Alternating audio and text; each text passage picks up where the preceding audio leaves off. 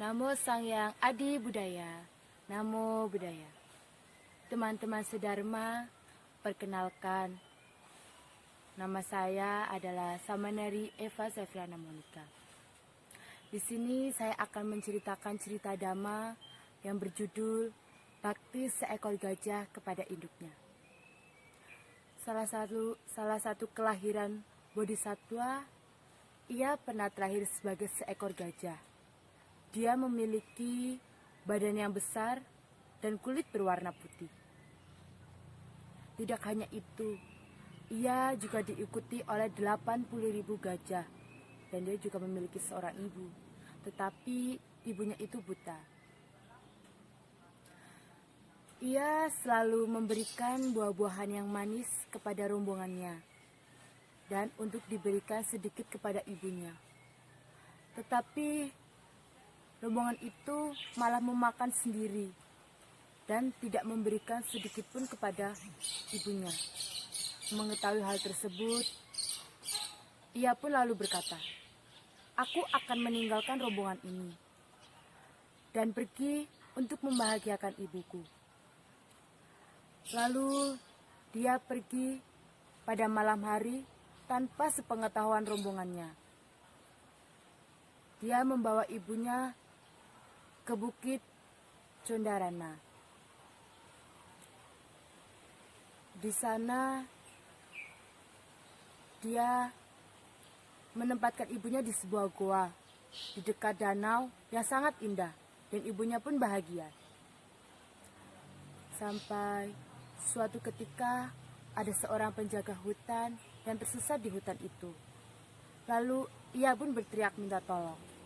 "Tolong, tolong aku tersesat di hutan ini." Mendengar hal itu, Bodhisattva pun berkata dalam hatinya, "Ada seseorang yang tersesat di hutan ini, dan dia mengalami kesulitan. Aku harus menolongnya selama aku berada di sini." Lalu ia pun mendekat. Karena terkejut, laki-laki itu pun kabur, dan Sang Bagawa pun berkata, "Hai manusia, janganlah engkau lari. Mengapa engkau takut padaku? Aku tidak akan melukaimu. Aku malah justru akan menolongmu keluar dari hutan ini." Lalu manusia itu pun berkata, "Tuan, aku sudah tersesat di hutan ini selama seminggu, dan aku tidak bisa menemukan jalan untuk keluar." Tidak berpikir panjang, lalu gajah itu pun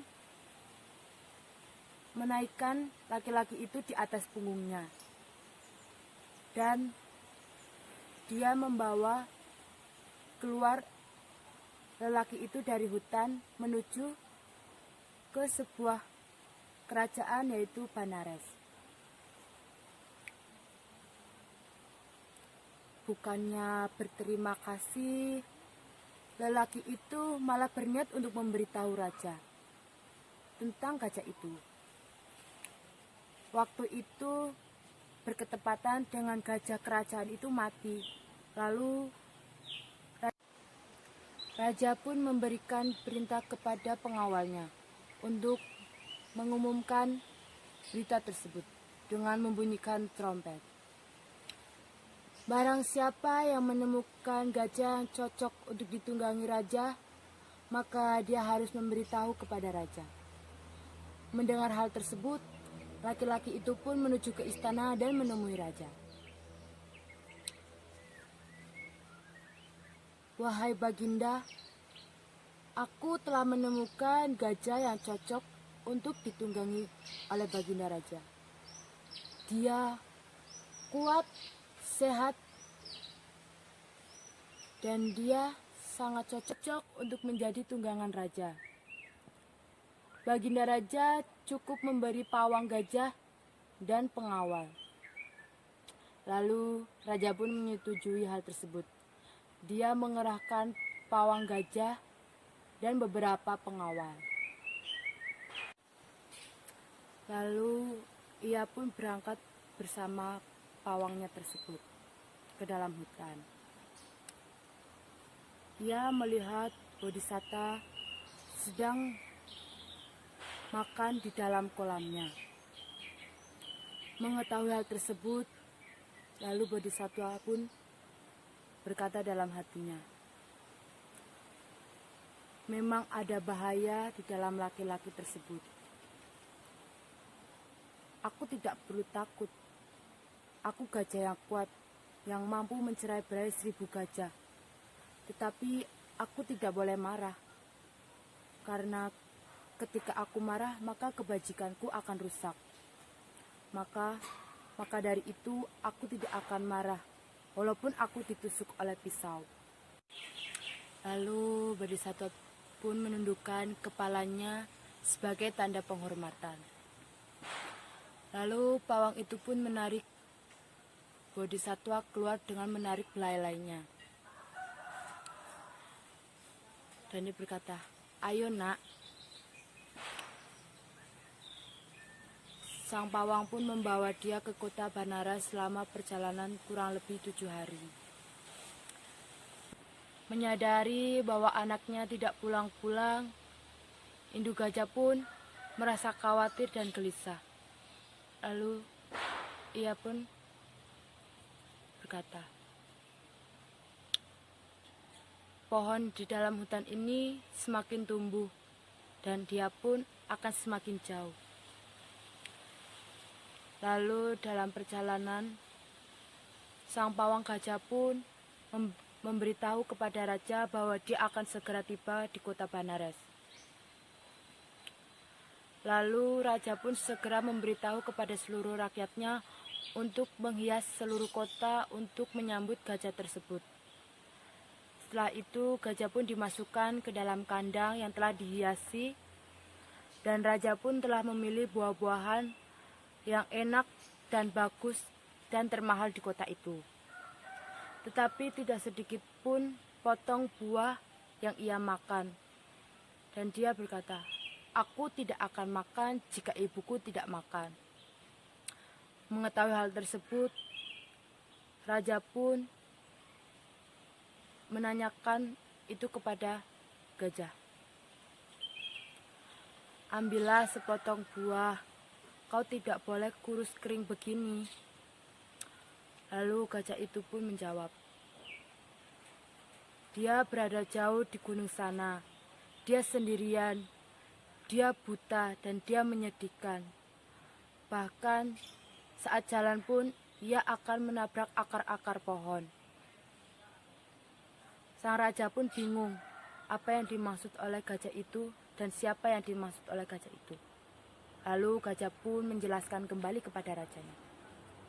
Dia ibuku, dia berada di gunung Jondarana, dia sendirian, dan dia buta, dia begitu menyedihkan. Setiap hari aku memberinya makan. Jika tidak ada aku, siapa yang akan menjaganya? Untuk berjalan saja, dia tidak bisa. Kakinya akan menabrak akar-akar pohon di sekitarnya. Mendengar hal tersebut, raja pun memutuskan untuk membebaskan gajah itu kembali kepada ibunya. Raja dengan berkata, bebaskanlah gajah besar ini. Dia yang memberi makan ibunya. Kembalikan dia kepada ibunya dan keluarganya. Lalu gajah itu pun dibukalah kurungannya dan dibebaskan kembali. Sebelum pergi, ia pun mengajarkan ajaran sila kepada raja dan kata-kata menghibur. Setelah itu gajah pun pergi ke bukit. Dengan belalainya, dia mengambil air dan diberikan kepada ibunya dan menceritakan semuanya. Induk gajah pun merasa senang dan berterima kasih kepada raja atas apa yang telah ia lakukan kepada anaknya tersebut.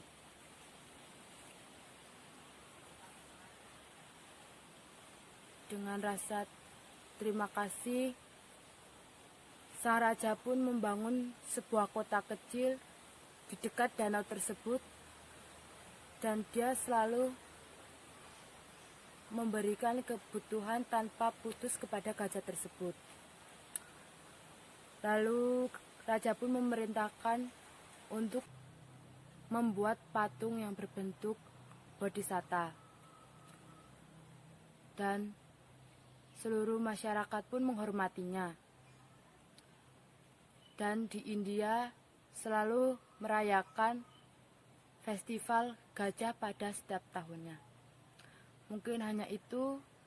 Sekian dari saya. Namo Sayang Adi Budaya. Namo Buddhaya.